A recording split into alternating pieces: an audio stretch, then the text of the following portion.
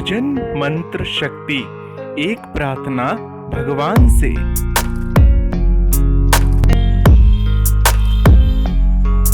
आप सभी श्याम प्रेमियों को जय श्री श्याम।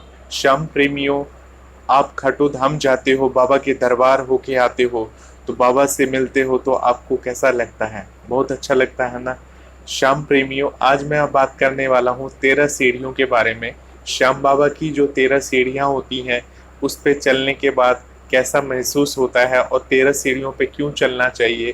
13 सीढ़ियों पे चलने के बाद आप बाबा के दर्शन करते हो, परंतु 13 सीढ़ियों का क्या महत्व है, आज उसके बारे में बात करने वाला हूँ। सर्वप्रथम मैं आपको ये कह दूं कि जो सीढ़ियाँ होती हैं, चाहे आप अपने घर में बनाते हो चाहे आप मंदिर में बनाते हो, तो सीढ़ियाँ हमेशा विषम संख्या में ही बनाई जाती है। जैसे कि सीढ़ियों की संख्या 7 हो सकती है, 11 हो सकती है, 13 हो सकती है, इसके अलावा 15 हो सकती है, 19 हो सकती है, 17 हो सकती है, 21 हो सकती है। इस तरह से विषम संख्या में सीढ़ियों को बनाना चाहिए, जिससे आपके घर में, परिवार में हमेशा खुशी बनी रहे। तो इसी तरह से अगर आप खाटू धाम पहली बार जा रहे हो, आप जीवन में हार के बाबा के नगरी जा रहे हो, बाबा के दरबार में जा रहे हो, तो बाबा हर श्याम प्रेमी पे अपनी कृपा करते हैं और उसकी जीवन को खुशियों से भर देते हैं। अगर आप पहली बार ये वीडियो को देख रहे हो तो आप ये समझ लेना, अगर आप किसी भी कारण से परेशान हो तो एक बार राजस्थान के सीकर में खाटू धाम है, वहाँ पे आप जरूर जाना, अपने परिवार को साथ में लेके जाना। उस मंदिर में साक्षात श्याम बाबा बैठे हैं, उनको अमृत से सींचा हुआ उनका शीश है, जो कि अपनी आंखों से वहाँ पे सभी हारे हुए श्याम प्रेमी को देखते हैं। जो भी श्याम प्रेमी वहाँ पे जाता है, बाबा के सामने धोख लगाता है, बाबा को नज़र से मिला के, नज़र से नज़र भर के बाबा को देखता है, तो बाबा का ही होके रह जाता है। तो आज बात कर रहे हैं 13 सीढ़ियों के बारे में। तो जैसे आप श्याम बाबा के दरबार, खाटू श्याम मंदिर, किसी भी जगह जहाँ भी आप जाते हो श्याम मंदिर में, वहाँ पे जब आप 13 सीढ़ियाँ चढ़ते हो, तो पहली सीढ़ी पर जैसे ही आप पाँव रखते हो, तो पहली सीढ़ी पर पाँव रखते ही जो भी आपने पाप किए हैं या जो भी आपके घर में विघ्न बाधाएं या कष्ट क्लेश चल रहे हैं, पहली सीढ़ी पर पाँव रखते वो सारे दूर हो जाती है। इसी तरह से दूसरी सीढ़ी पे आप बाबा श्याम का नाम लेते हो, पहले सीढ़ी पे भी आपको बाबा श्याम का नाम लेना है, बोलना हारे के सहारे की जय, ओम श्री श्याम देवाय नमः।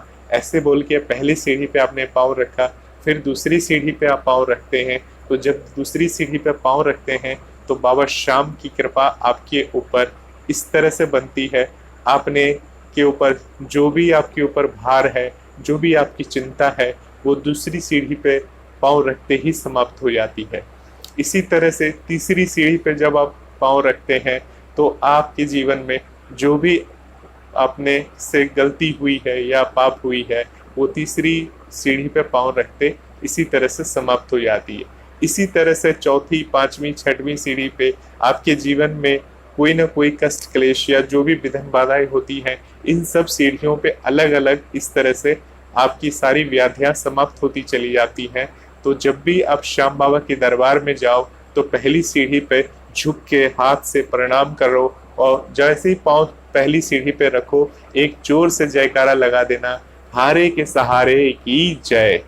इस तरह से पहली सीढ़ी पे पाँव रखने के बाद दूसरी सीढ़ी पे चढ़े, तीसरी पे चढ़े, चौथी पे चढ़े, और इस तरह से जब आप 13वीं सीढ़ी पर चढ़ जाओगे तो बाबा के समक्ष अपने दोनों हाथ खड़े कर देना, बाबा को जी भर से सामने से देखना, इस तरह से देखना, बाबा की आंखों में आंखें डाल के देखना और बाबा को कहना, बाबा तू मेरा मैं तेरा बाबा, तू मेरा मैं तेरा बाबा। इस तरह से बाबा श्याम को देख के और बाबा को अपनी दुख तकलीफ जो भी है आप वहाँ पे सुना देना, दोनों हाथ खड़े करके।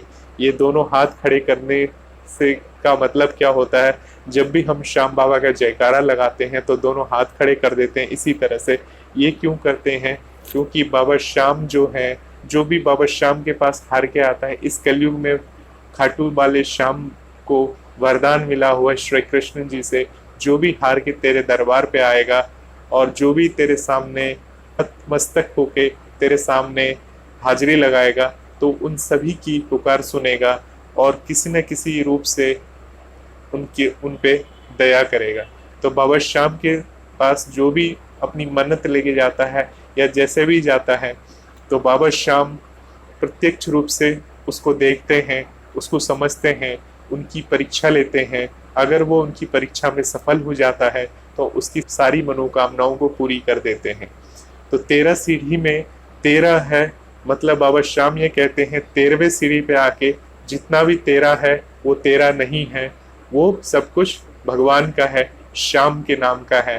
13 मतलब 13 कुछ भी नहीं है, सब कुछ नश्वर है, सब श्याम का है। श्याम के में आ जाओ और श्याम में ही विलीन हो जाओ।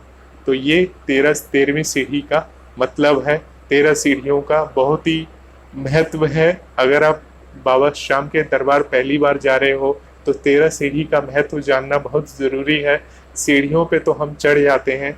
अक्सर हम देखते हैं कि अपने घरों में जब भी हम घर बनाते हैं या मंदिर अपने घर में बनाते हैं तो हमेशा सीढ़ियों की जो संख्या होती है वो विषम संख्या में रखनी पड़ती है। विषम संख्या से मतलब ये है कि जो भी ऑड नंबर होता है, ऑड नंबर में हमें अपने घरों में जब सीढ़ियाँ बनाते तो घरों में भी सीढ़ियों को ऑड नंबर में ही रखना चाहिए, विषम संख्या में रखनी चाहिए। विषम संख्या जो मैं बताने जा रहा हूँ आपको 3 है, 7 है, 11 है, 13 है, 15 है, 17 है, 21 है। इसी तरह से जितनी भी विषम संख्या है आप विषम संख्या में सीढ़ियों को बनवा सकते हो अपने घर में। और इस तरह से अगर आप विषम संख्या में सीढ़ियों को बनवाते हो तो आप पे भगवान की कृपा बहुत ही ज़्यादा हो जाती है और आपके ऊपर बहुत ही सकारात्मक प्रभाव पड़ता है भगवान का। चाहे घर हो या मंदिर हो, सीढ़ियों का अपना ही महत्व है। तो बाबा श्याम के दरबार में जब हम 13 सीढ़ी चढ़ेंगे तो सोचिए हमारे जीवन में कितना बदलाव आता है। और ये भी कहा जाता है कि सीढ़ियों में जब आप चढ़ते हो तो आपका मुख या तो पश्चिम दिशा की तरफ होनी चाहिए या आपका मुख दक्षिण दिशा की तरफ होना चाहिए सीढ़ियों पे तरफ, तो वो ज़्यादा उपयुक्त और अच्छा माना जाता है। तो सीढ़ियों में का जो है बहुत सारे और भी महत्व हैं। वीडियो ज़्यादा लंबा ना हो जाए तो मैंने आपको ये सारी बातें बताई हैं। बाबा श्याम के दरबार में जब भी आप जाओ इसी तरह से बाबा के सामने नतमस्तक होकर बाबा से क्षमा मांगिए और बाबा से कहिए बाबा मैं आपके समक्ष हार के आया हूँ, बस आप अपनी शरण में ले लो। बाकी बाबा की मर्जी है, बाबा की से आप अर्जी लगाते रहिए। अपने हिसाब से आपको जो बोलना है वो आप बाबा को के समक्ष बोल दीजिए। बाबा की आप सभी पे कृपा रहेगी। आशा करते हैं 13 सीढ़ियों के बारे में आप समझ गए होंगे। इसी तरह की वीडियो को देखने के लिए, बाबा श्याम के बारे में जानने के लिए हमारे इस चैनल के साथ बने रहिए। तब तक के लिए आप सभी को जय श्री श्याम।